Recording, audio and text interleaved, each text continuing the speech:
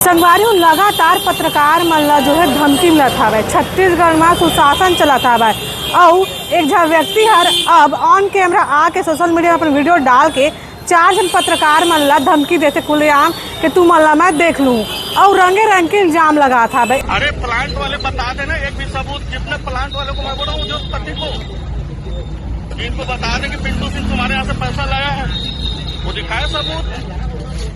बाकी ये जो तीनों चारों जो लिख रहे हैं आखिरी में या तो ये जो प्रारित कर रहे हैं हमें इनको भोगना पड़ेगा, चाहे अमित पांडे हो, चाहे प्रशांत तिवारी हो, चाहे राजा खान हो।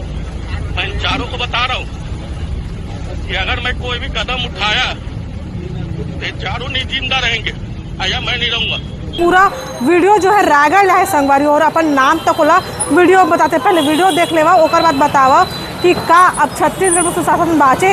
अगर पत्रकार मन जनता के मुद्दा नहीं उठाई तो कौन उठाई, और अगर जनता के मुद्दा उठाए में पत्रकार मन मिला तो धमकी ऐसा जो वीडियो फॉर्मेट में आके जो धमकी देने वाला हो वो लगता कानून व्यवस्था के डर न कोनो के कोनो डर हावे।